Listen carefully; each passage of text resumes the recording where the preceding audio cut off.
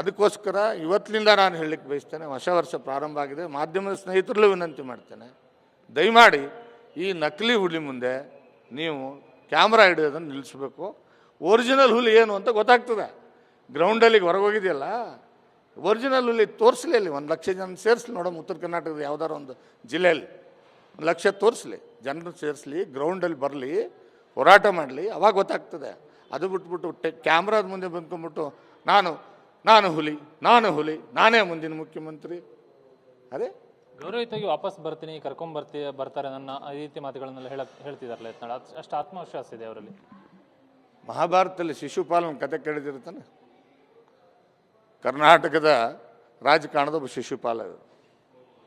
ಅವ್ರ ಬಾಯಿ ಎತ್ತಿದ್ರೆ ಅವಾಚ್ಯ ಶಬ್ದಗಳೇ ಬರೋದು. ಹಿರಿಯರ ಬಗ್ಗೆ ಅವಾಚ್ಯ ಶಬ್ದಗಳೇ ಮಾತಾಡೋದು. ಅಂಥ ವ್ಯಕ್ತಿ ಮತ್ತೆ ವಾಪಸ್ಸು ಪಕ್ಷಕ್ಕೆ ತಗೊಳ್ತಾರ? ನೀವೇ ಯೋಚನೆ ಮಾಡಿ. ಯಾವ ಪಕ್ಷದಲ್ಲೂ ಕೂಡ ಈ ರೀತಿ ಮಾತಾಡ್ತಕ್ಕಂಥ ನೋಡಿದ್ದೀರಾ ನೀವು? ಆ ಪಕ್ಷ ಕಟ್ಟಿದಂಥ ನಾಯಕರುಗಳ ಬಗ್ಗೆ ಮಾತಾಡೋದು, ರಾಜ್ಯದ ಅಧ್ಯಕ್ಷರ ಬಗ್ಗೆ ಮಾತಾಡೋದು, ವರಿಷ್ಠರ ಬಗ್ಗೆ ಮಾತಾಡೋದು. ಯಾರ ಬಗ್ಗೆ ಮಾತಾಡಿಲ್ಲ ಹೇಳಿ ನೋಡಮ್ಮ? ವಾಜಪೇಯಿ ಅವ್ರ ಬಗ್ಗೆ ಮಾತಾಡಿಲ್ವಾ? ಮೋದಿಜಿಯವ್ರ ಬಗ್ಗೆ ಮಾತಾಡಿಲ್ವಾ? ಪ್ರಹ್ಲಾದ್ ಜೋಶಿಯವ್ರ ಬಗ್ಗೆ ಮಾತಾಡಲಿಲ್ವಾ? ಜಗದೀಶ್ ಶೆಟ್ಟರ್ ಬಗ್ಗೆ ಮಾತಾಡಿಲ್ವಾ? ಸದಾನಂದ ಗೌಡ್ರ ಬಗ್ಗೆ ಮಾತಾಡಿಲ್ವಾ? ಯಾರ ಬಗ್ಗೆ ಮಾತಾಡಿಲ್ರಿ? ಅವ್ರು ಮಾತಾಡದೇ ಇರುವಂಥ, ಟೀಕೆ ಮಾಡದೇ ಇರುವಂಥ ವ್ಯಕ್ತಿಗಳು ಇಲ್ಲ.